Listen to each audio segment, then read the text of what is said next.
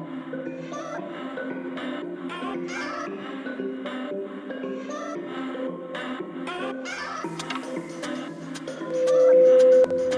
this video may contain sad images and disturbing images.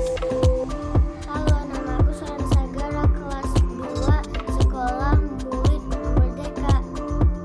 Dengan video ini aku akan mengajak kawan murid buat save the ocean. Lihat foto-foto ini, kasihan ya ikan-ikannya sama binatang laut yang lain pada mati. Dan tahukah kawan murid kenapa ikan-ikan bisa mati?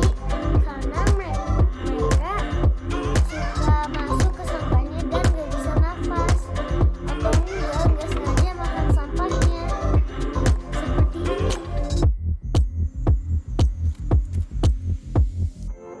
Kok sampah bisa sampai ke lautan sih? Sampah di lautan itu berasal dari sampah darat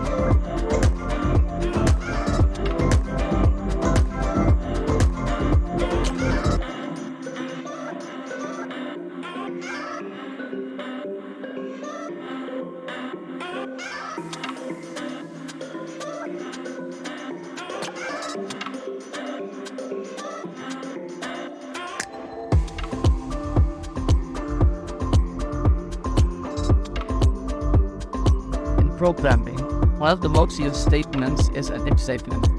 This is because if statements can translate user input to events that vary depending on the input. This is important to programming, as this can make the things in program interactive, which is one of the main objectives of programming. So, I am going to try to make a game in Python without using a single if statement.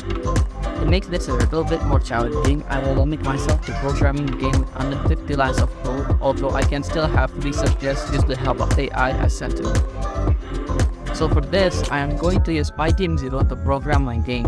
This is because PyGame0 is quite simple and is even more beginner friendly than Pygame.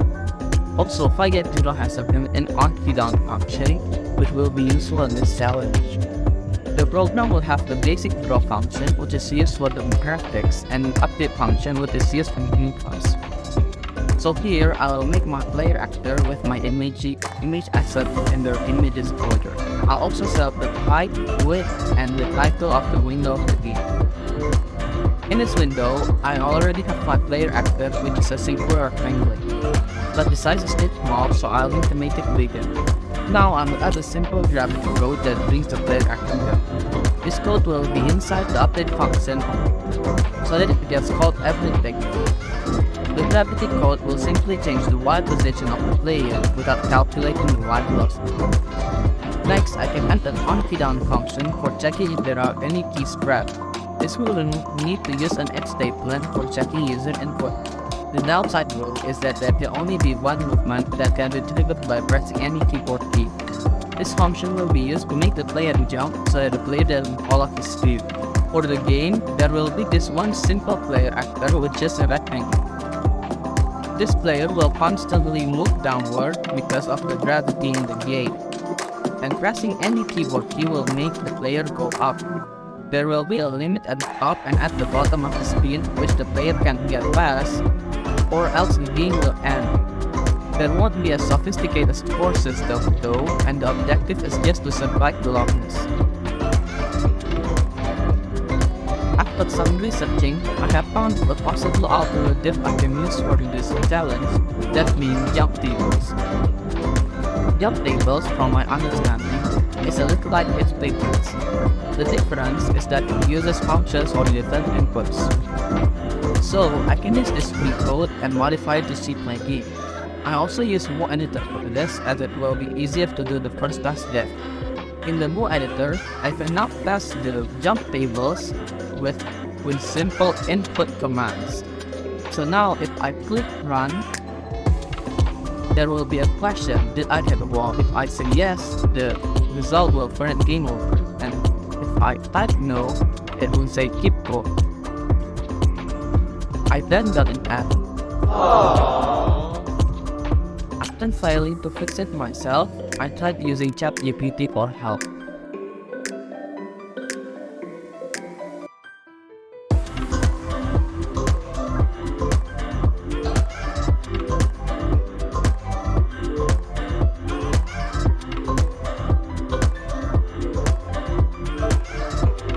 After trying to implement some new electronics, I encountered some key errors and bypassings.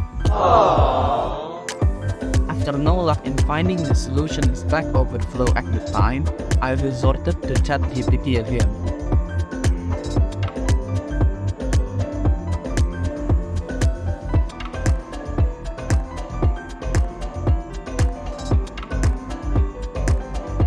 After fixing some more errors, I finally got a good result. Here, the game terminal will print 1 if the player is touching the bottom border, and the game will print -1 if not. I can then use these values for the input in the jump table to decide whether the player is touching the borders or not, so I can decide whether the game should end or not.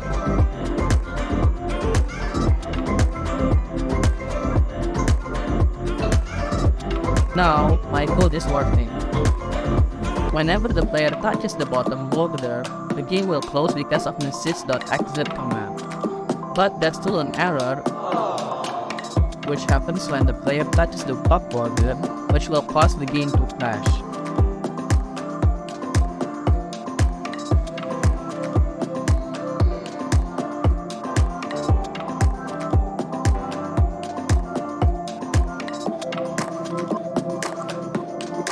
However, I got even more errors. This finally led me to using ChatGPT once more.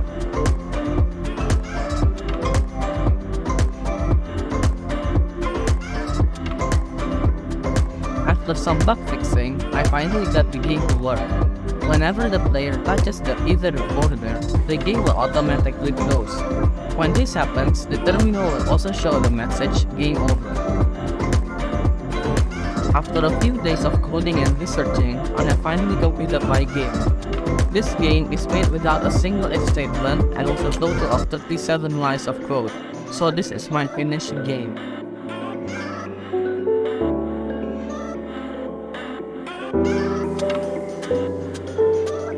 Throughout the process, I have used a lot of help from the internet. From this project, I can conclude that there are many alternatives to if statements, this including jump tables. This can be useful as some alternatives are better in certain conditions than if statements themselves. So that's it for my challenge. Thank you for watching.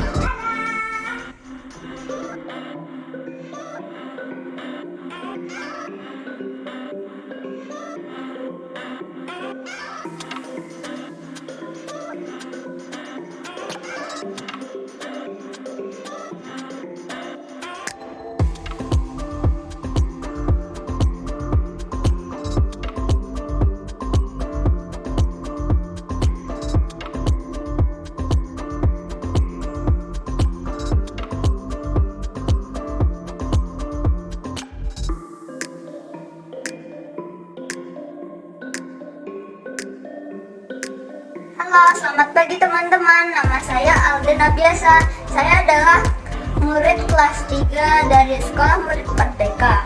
Kali ini saya akan berbagi informasi mengenai kondisi kerusakan lingkungan yang cukup mengancam di Kota Semarang, yaitu Semarang terancam tenggelam.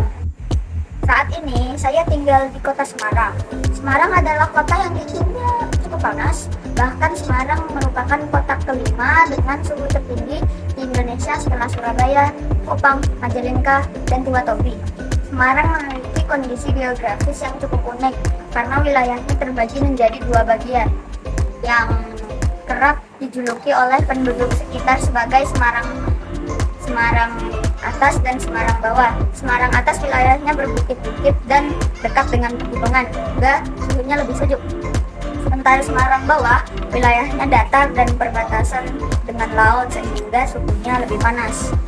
Sudah beberapa tahun ini Kota Semarang mengalami bencana banjirop. Wilayah yang terkena banjirop adalah wilayah Kota Semarang Bawah, yaitu daerah yang berbatasan dekat dengan laut. Bahkan beberapa tahun terakhir area banjirop semakin meluas. Apa sih banjirop itu? Banjirop adalah banjir yang terjadi karena pasang air laut atau gelombang yang tergenang pada kawasan yang tingginya lebih rendah daripada permukaan air laut. Banjirop memiliki ciri-ciri yang berbeda dari banjir biasa. Ciri-ciri banjirop adalah 1. Rop terjadi ketika air laut pasang. 2. Memiliki karakteristik air yang cenderung lebih jernih dibanding jenis banjir lainnya. 3. Musim penghujan tidak dan curah hujan tidak menjadi faktor pendorong utama karena rop dapat terjadi di musim lain. 4. Wilayah dataran yang lebih rendah daripada tinggi permukaan laut lebih rentan dan sering terjadi banjir rob. 5. Air banjir jenis ini berasa asin. Akibat bencana banjir rob, banyak kerugian yang dirasakan masyarakat, di antaranya kerugian material, kerusakan bangunan, sumber penyakit, lalu lintas dan mobilitas yang terhambat, serta sulit mendapatkan air bersih untuk kebutuhan hidup.